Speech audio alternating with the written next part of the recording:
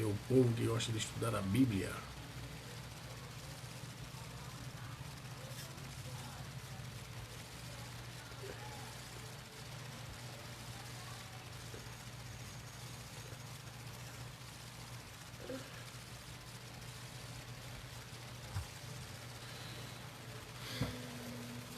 Pai do Senhor, meus queridos, uma boa noite. Deus abençoe. Meu querido irmão Cildério, fica conosco aí. Eu queria passar aqui a estudar com vocês uma passagem bíblica que se encontra no Evangelho de Nosso Senhor Jesus Cristo, o qual escreveu Mateus, no capítulo 23, versos do 1 ao 4. Primeiramente, quero saudar a todos com a paz do Senhor e dizer que Deus tem uma palavra para o teu coração. Que Deus, nesta noite, tem algo para ti. No capítulo de número 23 de Mateus, nós vemos Jesus exclamando, dizendo assim: Então falou Jesus à multidão e aos seus discípulos, dizendo: Na cadeira de Moisés assenta-se os escribas e os fariseus. Todos, pois, que vos disserem isto, observai e fazei. Não façais segundo as suas obras, porque eles dizem e não fazem. No 4. Porque eles atam fardos pesados e difíceis de suportar e os põem sobre os ombros dos homens, mas eles nem com seus dedos querem carregar. Louvado seja Deus. Nesta noite eu quero aqui falar um pouco sobre esta passagem bíblica, Passagem bíblica essa que é rica para que a gente possa, de alguma forma, não cairmos nos mesmos erros que caíram estes homens no passado. Primeiramente, Jesus aqui, ele fala de duas classes de homens cultos da época, Os escribas são aqueles que, quando os pergaminhos sagrados ou a lei ia se desfazendo, pois era feito em peles de animais, ia se desfazendo, eles tinham por direito agora de reescrever a lei. Eles iam recopiando a lei, e de tanto recopiar a lei, eles ficaram tão entendidos, tão sábios, que passaram a ser chamados de mestres, conhecido como escribas. Ou seja, os escribas eram aqueles que estavam no cuidado de não deixar com que a lei se perdesse com o tempo. Da mesma forma, existiam os fariseus. A palavra fariseu significa separado, ou seja, aqueles homens cultos, religiosos, que eram guardiões da lei, Ou seja, homens que estavam para defender a lei de Moisés e se sentiam no direito de julgar segundo o padrão da lei. Então Jesus olha para essas duas classes de pessoas, e Jesus agora no capítulo 23 de Mateus, Jesus ele vai dizer assim: Na cadeira de Moisés está sentados os escribas e fariseus. Primeiro nós temos que também entender quem era Moisés. Moisés, como nós sabemos, está registrado no capítulo de número 1 de Êxodo. Diz que existiu uma época em Faraó, ele viu que o povo de Israel estava numerosamente crescendo e de repente Faraó, ele mandou que as parteiras matassem toda criança do sexo masculino. E sendo assim, as parteiras não fizeram, então ele mandou com que jogasse no rio Nilo para que os crocodilos comessem. A sua mãe, a mãe de Moisés, Joquebede, ela pegou Moisés, colocou num cesto, como todos nós sabemos, e este cesto desceu de rio abaixo, sendo que uma certa tarde a filha de Faraó está tomando banho no Nilo, e de repente esse cesto bate na filha de Faraó, vindo assim a filha de Faraó, pegando aquela criança e adotando como seu filho, tendo como ama de leite a própria mãe de Moisés, Joquebede. O que acontece? Deus levanta Moisés como libertador do povo de Israel para tirar de dentro do Egito e caminhar com este povo durante o deserto para que adentrasse a terra de Canaã, terra essa que Deus prometeu aos seus antepassados Abraão, Isaque e Jacó, como nós sabemos. E aí a Bíblia diz que Moisés tirou esse povo da terra de Canaã e começou a caminhar com eles. E no meio do caminho, Deus chamou Moisés e disse: sobe até o monte, chamado de Monte Horebe, e no Monte Horebe Moisés subiu. Quando Moisés sobe no Monte Horebe, Deus dá a ele taubas, ou seja, escritos sagrados, os 10 mandamentos, conhecido como Decálogo, e manda que Moisés ensine o povo acerca da lei ao qual o Senhor deu, ou seja, os ensinamentos que Deus deu a Moisés para ensinar este povo. Isso está registrado no livro de Deuteronômio, capítulo de número 4, e verso de número 4 ao 6. Eu peço que você leia comigo, acompanhe comigo, é muito bom estudar as Escrituras, irmãos. Eu amo a palavra de Deus, eu amo estudar, eu amo ler, pois cada vez que mais lemos, nós vamos entendendo. Então, no capítulo 4 de Deuteronômio, verso 4 ao 6 diz assim: mas vós que vos chegastes ao Senhor vosso Deus, hoje estáis vivo, né? Eis que vos ensinei estatutos e juízo como o Senhor meu Deus me ordenou, para que façais isto na terra que passeis a possuir. Portanto, guardais e cumpri, porque esta é a vossa sabedoria e o vosso entendimento aos olhos das nações, que ouvirão todos esses estatutos e dirão, certamente, esta grande nação é um povo sábio e inteligente. Veja que Moisés está dizendo no verso 5, dizendo: eis que eu vos ensinei estatutos e juízos, como me mandou o Senhor meu Deus. Quando Moisés subiu no Monte Horebe, Deus mandou que Moisés ensinasse regras, né? Regras conhecidas como lei civil, lei moral e lei cerimonial. A lei cerimonial se tratava de rituais sagrados, onde animais eram imolados e assim oferendas eram feitas ao Deus de Israel, tendo também a lei cerimonial, que era esta que eu falei, tendo também a lei civil, que era a questão da vivência da comunidade, onde não podia de alguma forma infligir o direito do próximo, e também a lei moral, que era a questão de atingir diretamente a pessoa do Criador. Então, dentro dessas questões, Moisés foi o grande legislador, né, da lei, conhecido como Lei de Moisés, ou ensinamentos ao qual Deus deu a Moisés, e Moisés ensinou o povo. Só que na época de Jesus, no capítulo de número 23, Jesus agora, ele vai desmascarar o tratamento, né, frio e desafeiçoado que a liderança da sua época tinha para com o povo. E quem era essa liderança? Os escribas e fariseus, que estavam no lugar de destaque, que estavam no lugar de proeminência, né, na posição de liderar o povo e de ensinar, dar continuidade àquilo que Moisés deixou que eles fizessem. Dentro desse contexto religioso, Jesus vai olhar para eles, vai dizer que na cadeira de Moisés estão sentados os escribas e fariseus. Então, dentro desse contexto, Jesus agora está apontando, dizendo assim, ó, estão dando continuidade ou estão usurpando uma autoridade que não é deles, né? Ou seja, e essa autoridade que não é deles, eles estão fazendo conforme eles acham que é certo. O povo judeu recebia da parte desses líderes, né, um tratamento diferente, e Jesus comparou esse tratamento, né, desses homens como homens cruéis que sobrecarregavam seus animais a ponto dos animais não conseguirem carregar essas cargas. Nós podemos observar que nos dias atuais, irmãos, eu acredito que você já viu isso, algumas pessoas, até meados do ano 2000, nós víamos que muitas pessoas trabalhavam com carroça de burro nos seus depósitos de material de construção. Algumas pessoas, eles sobrecarregavam tanto essa carroça de burro, carregava tanto o animal, que o animal desfalecia, o animal perdia as forças e assim caía com aquele peso por não suportar, pois o peso era muito mais além do que o animal poderia carregar. Então Jesus começa a querer aqui, a nos ensinar que esses homens estão semelhantemente como estes homens, que carregam normas, regras legalistas sobre o povo, que sobrecarrega o povo de tal maneira que o povo fica sufocado, que o povo não consegue de alguma forma caminhar em direção a Deus, mas cai pelo caminho, se fadiga, se cansa e, em vez de seguir em frente, desfalece na fé.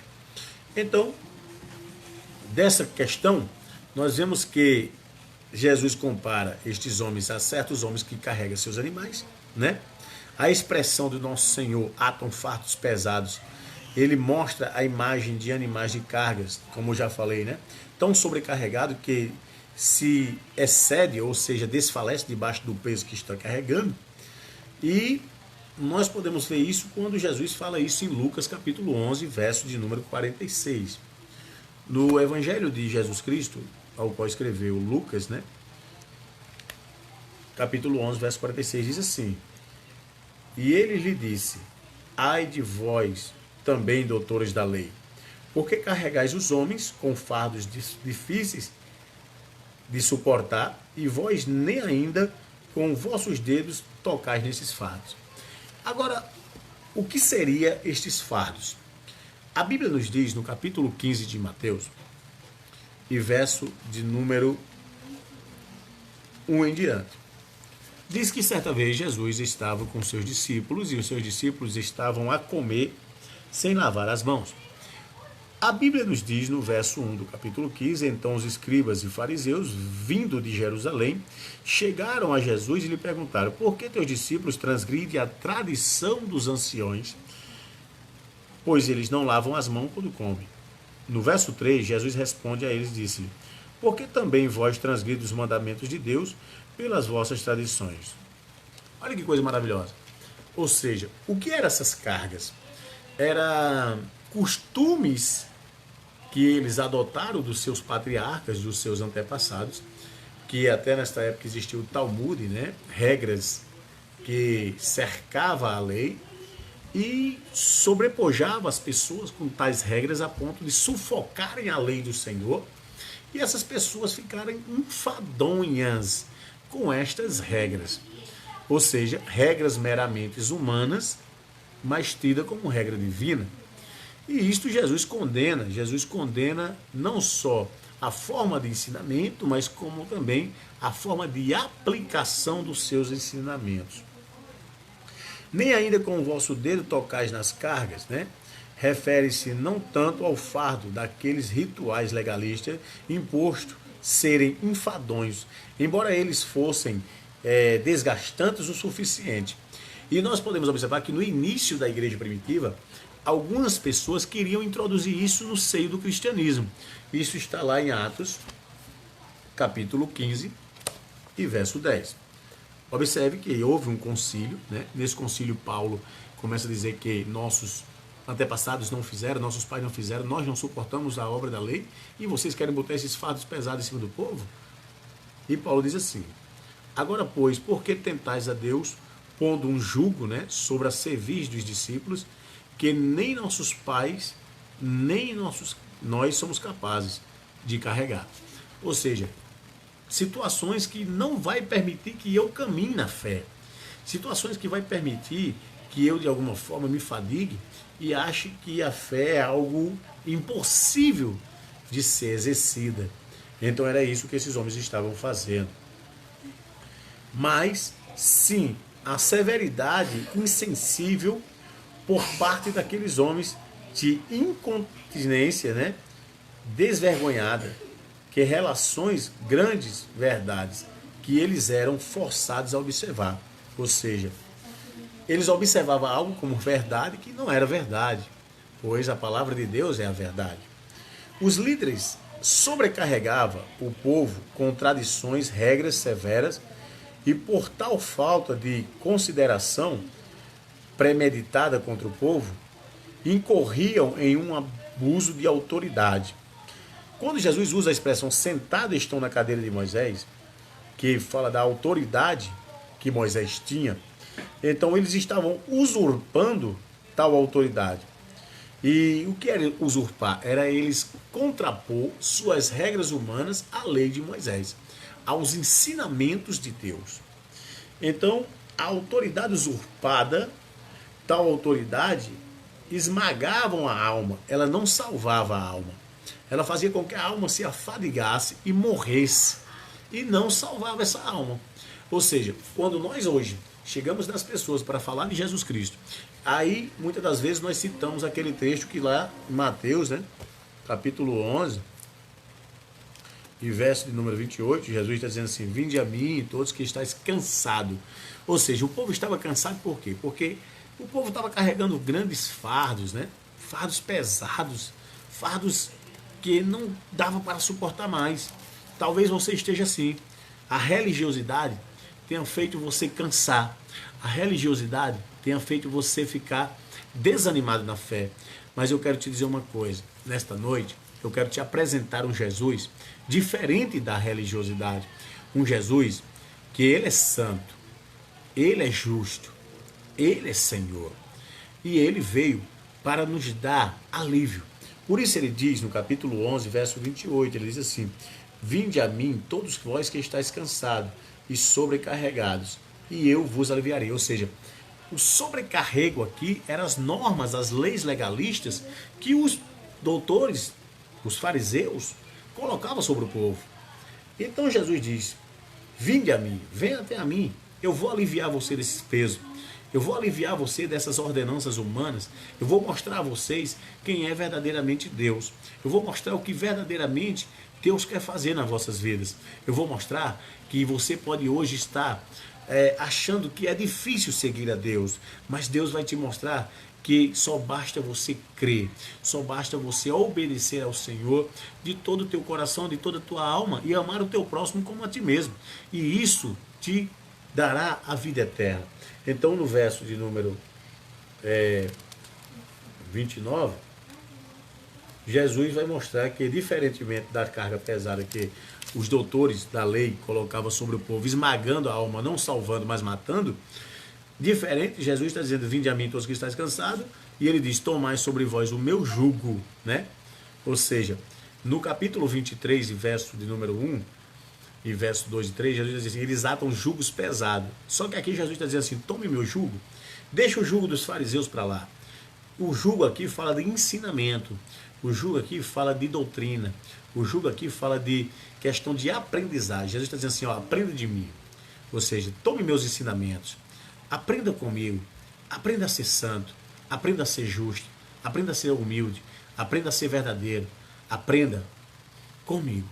E não com estes homens, porque estes homens, eles não estão preocupados com você, eles estão preocupados com eles estão preocupados com o que você acha dele. Por isso Jesus, em outra feita, em outra passagem, Jesus vai dizer que eles amavam ser chamados de mestres, se vestir de roupas de fino linho e de sentarem nas melhores cadeiras nos lugares de descarga. Então Jesus diz: tomai sobre vós o meu jugo, aprendei de mim, pois eu sou manso, né? Os fariseus não eram mansos, os doutores da lei não eram mansos. Nós vemos várias passagens bíblicas que eles eram homens iracundos, eles eram homens que de qualquer maneira eles se enfureciam, né? Quando eram contraposto à sua autoridade. Então o que é que acontece, irmãos? Esses homens não eram mansos, né? Não eram mansos.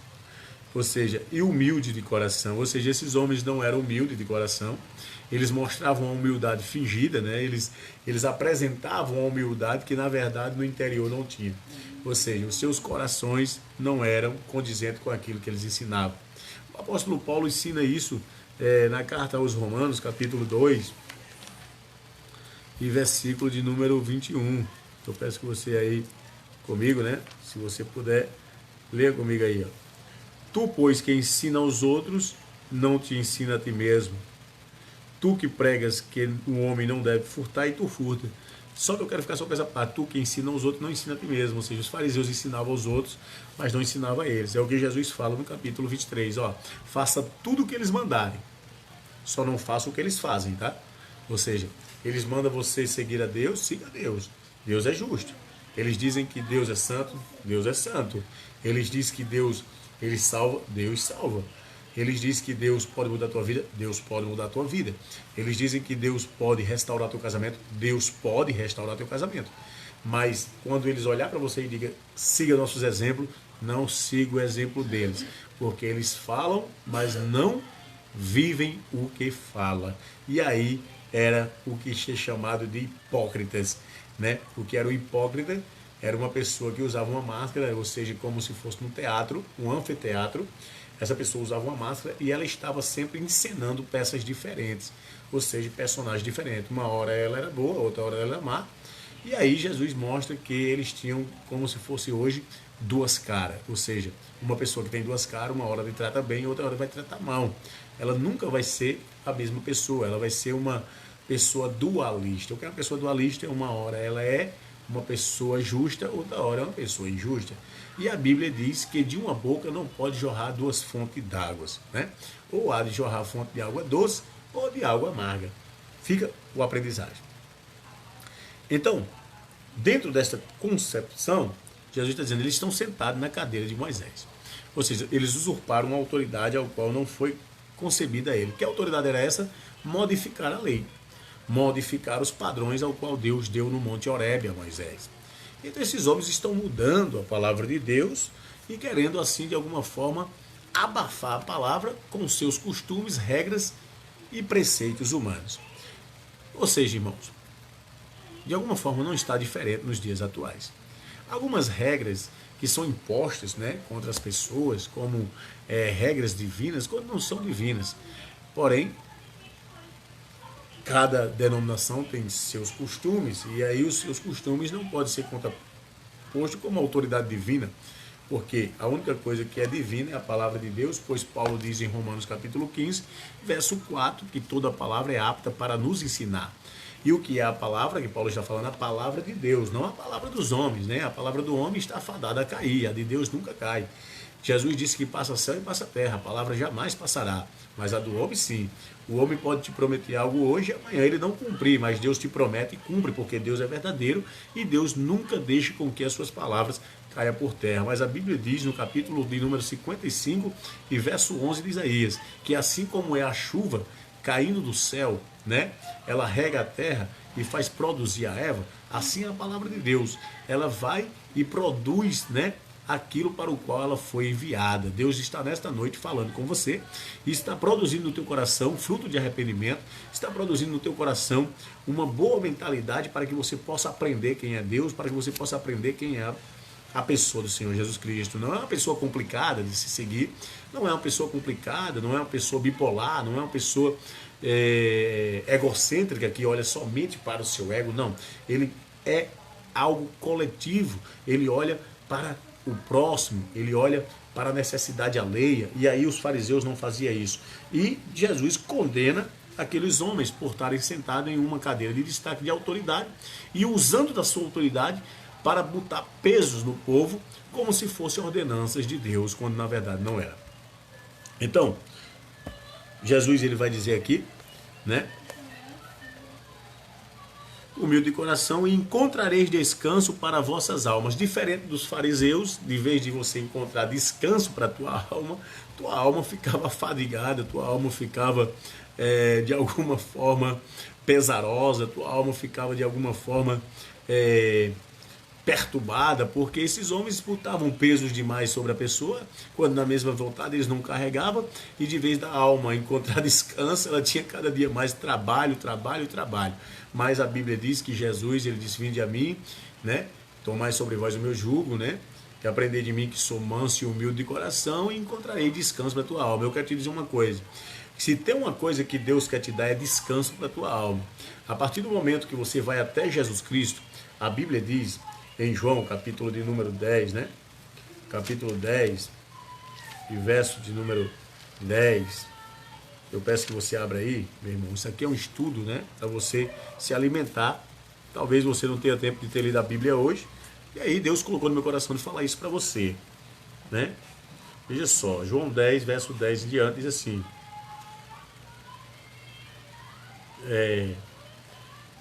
O ladrão não vem senão para matar, roubar e destruir. Jesus aqui também está falando dos doutores da lei. Falando que os doutores da lei não estão preocupados com o povo, ele está preocupado em destruir as pessoas, em roubar as pessoas, em coisas. Se você olhar o contexto aqui no verso 1, na verdade vos digo que aquele que não entra pela porta do aprisco da ovelha, mas sobe por outro lado, é ladrão e salteador. Esses ladrões e salteadores são os doutores da lei, os líderes da época, que não faziam conforme a palavra de Deus, mas antes eram pessoas que estavam olhando para o seu egocentrismo sem se preocupar com a vida alheia. No verso de número 14, Jesus diz assim, eu sou o bom pastor e conheço as minhas ovelhas, né? E das minhas ovelhas sou conhecido. Jesus diz também que ele é a porta, né? Ele diz assim, eu sou a porta, se algum homem entrar por mim, salvar-se-á, entrará e sairá e encontrará pastagem. Ou seja, quando você vai pelos ensinamentos de Jesus, quando nós vamos pelos ensinamentos de Jesus, nós entramos na porta. Essa porta aqui é representada como um acesso para Deus. Você consegue entrar verdadeiramente na presença de Deus e assim você ser saciado pelo Espírito de Deus. O Espírito de Deus, ele te sacia. O Espírito de Deus, ele te alimenta. O Espírito de Deus, ele te dá força para vencer o dia de amanhã. O Espírito de Deus, ele te dá, aleluia, glória, poder para vencer o maligno. Então, Jesus disse, olha, entrará, sairá e encontrará pastagem. A pastagem é alimento, irmãos. Ou seja, quando nós olhamos que a pastagem é alimento, você volta para o capítulo de número 8, de Deuteronômio, verso de número 2 em diante, vai dizer que a palavra de Deus, né? Ou seja, nem de pão vive o homem, mas sim de toda a palavra que sai da boca de Deus. Então Jesus estava dizendo assim, ó, você quer achar alimento? Você quer ser saciado no reino espiritual?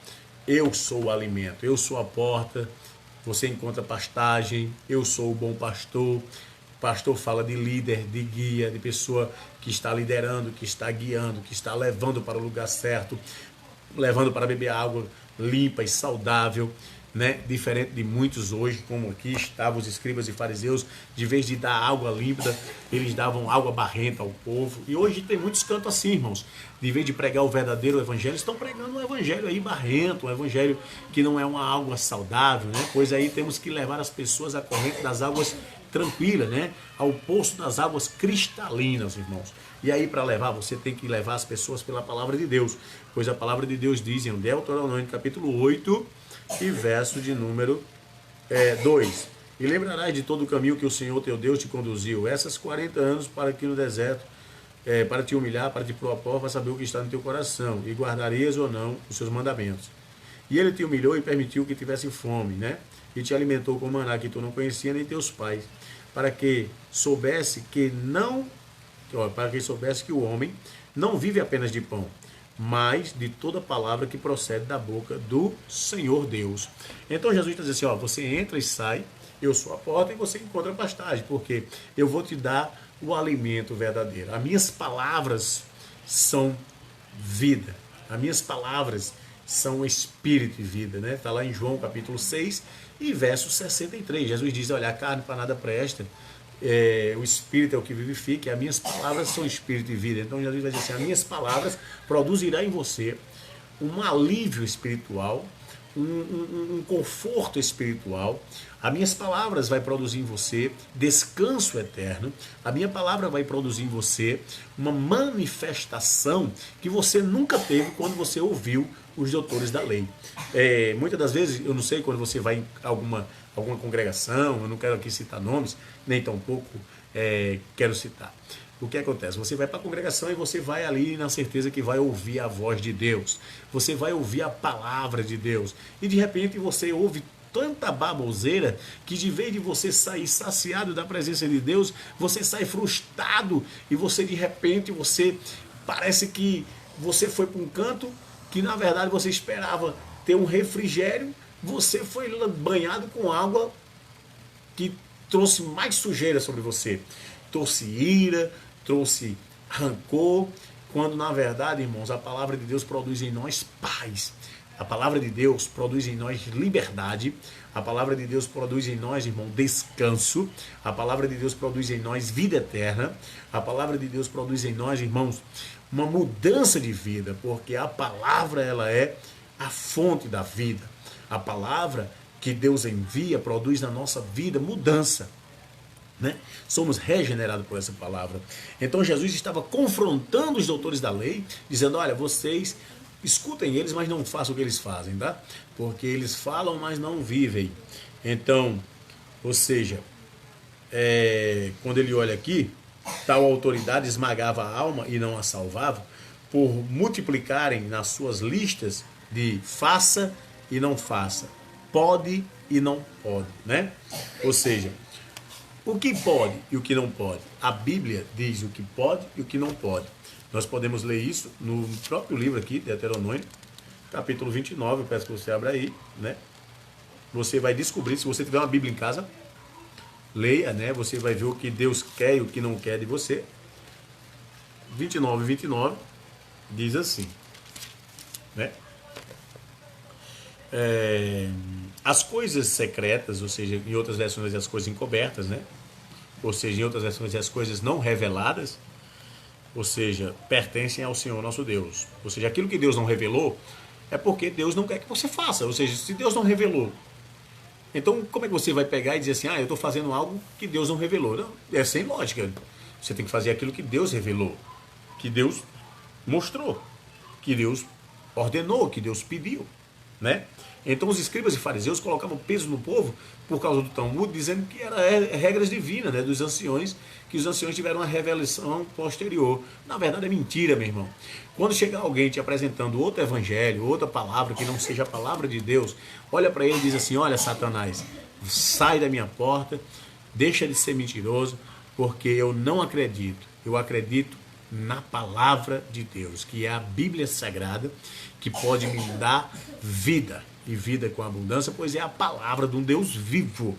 Então, no capítulo 29, verso 29, diz: as coisas secretas pertencem ao nosso Deus, mas as coisas que foram reveladas pertencem a nós e aos nossos filhos para sempre, para que nós possamos cumprir todas as palavras que estão na lei. Olha que coisa maravilhosa. Palavra que está na lei. Lei de quem? Lei do Senhor, que foi dada a Moisés em Horebe e que passou para o povo para ensinar, como eu falei no capítulo 4 e verso de número 4, 5 e 6 de Deuteronômio. Então, terminando, a ordenança de faça ou não faça, né? Ou seja, você não pode ir por essas conversas, você tem que ir pela palavra de Deus. O que a palavra manda fazer, você faz. E o que a palavra diz que não pode fazer, não faça. Porque se você fizer, você vai se prejudicar. Então, cujo resultado foi o povo desviar-se da lei de Deus. Olha só, quando nós colocamos algo que está fora da Bíblia para orientar as pessoas como se fosse algo espiritual, de vez em nós aproximarmos as pessoas de Deus, nós a distanciamos. E eu acredito que nem um líder espiritual quer isso, né? Na verdade, hoje nós vemos que muitos cantos, as pessoas não estão preocupadas em aproximar as pessoas a Deus. As pessoas estão preocupadas com o que elas vão ter de retorno dessas pessoas, né? Como oferta, dízimo, isso aí é outra coisa. Eu não quero falar nisso para depois eu não ser taxado na internet aí como aqueles que estão falando contra o dízimo e a oferta. Eu não falo contra o dízimo e a oferta porque ela perece para que possa manter a congregação, pagar energia, pagar água, mas muitas pessoas não pensam assim. Muitas pessoas pensam em colocar no bolso e não está nem aí para o povo que se dane. Eu vou usar uma expressão bem popular, o povo que se dane, e na verdade Jesus nos mandou para que nós pudéssemos levar o povo a ter paz com Deus, né? Por meio de Jesus Cristo, ser justificado, o sangue de Jesus purificar de todo pecado, e aí o povo receber a vida eterna mediante o sacrifício da cruz e acreditar na palavra de Deus, que é da onde vem a fé genuína. Então, de vez deles levar o povo a Deus com face e não face, eles estavam distanciando o povo de Deus. E ai das pessoas que fazem isso. Portanto, por umas 7 vezes, Jesus chamou esses líderes sem coração de hipócritas, porque eram falsos intérpretes da lei. Ou seja, hoje, quantas vezes você não vê pregadores pregando e interpretando a palavra de Deus da maneira que ele quer? Você não pode interpretar da maneira que quer, porque a palavra de Deus diz que a palavra não é de vã interpretação de ninguém, mas a palavra já está interpretada, meu irmão. O Espírito de Deus, né? Ele, quando usou homens para recopilar, tirar da língua grega, da língua hebraica, né, e transliterar estas palavras para a nossa língua, ela já veio da forma que nós entendamos. Então, irmão, não tem nada difícil de se entender. E o que é que Jesus chama? Jesus chama eles de hipócritas. Eu fecho aqui a Bíblia e explico o que é ser hipócrita. Hipócrita era um anfiteatro que existia na época, onde existia muitos atores. Então, o hipócrita naquela época era um ator que fazia vários papéis e, na verdade, ele tinha várias faces. Uma hora ele era bom, uma hora ele era mau, uma hora ele odiava, uma hora ele amava, uma hora ele ria, outra hora ele estava bravo. Ou seja, isto é um hipócrita. A pessoa que é hipócrita, ela não tem uma só face. E Jesus estava chamando eles de hipócrita, porque Deus não tem várias faces. Deus não tem várias faces. A religião que ensina que Deus tem várias faces é diabólica, é mentirosa, porque Deus, ele não muda. Ele é imutável. Malaquias capítulo 3 e verso 6. Eu sou Deus e não mudo. Isto é a causa de vocês não serem consumidos. Deus não muda.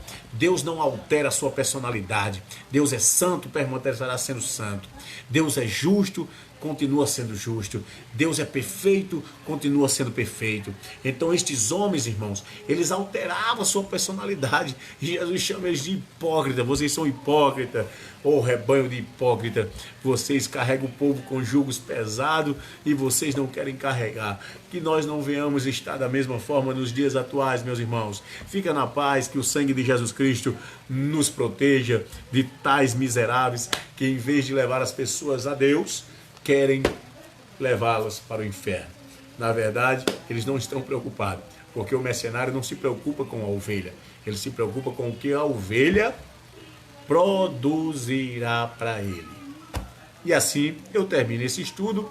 Se você gostou, deixa teu comentário. Se você quiser compartilhar, compartilha. Abençoa outras vidas.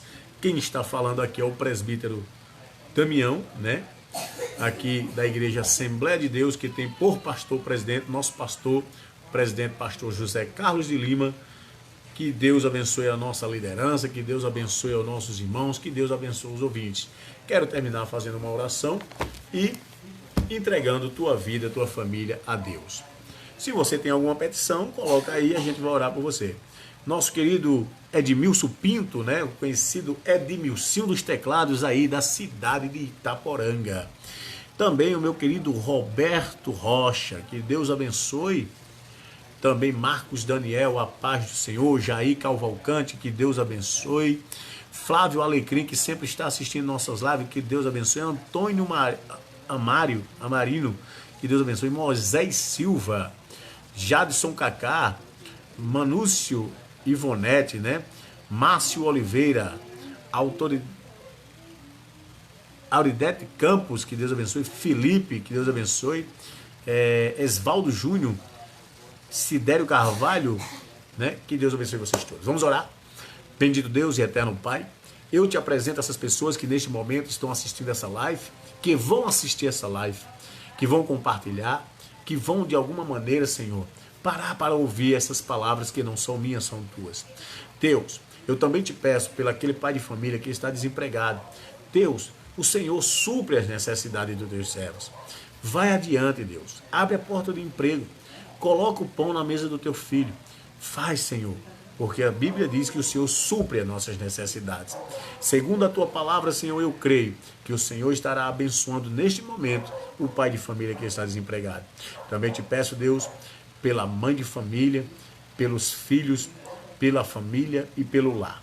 Que o Senhor proteja nossas famílias das investidas de Satanás e que o mundo, Deus, venha entender que o Senhor é o Deus Todo-Poderoso. E que nós, como testemunhas de teu Filho Jesus Cristo, venhamos, Deus, através do teu bendito Santo Espírito, que também é Deus, temos a compreensão verdadeira da tua palavra.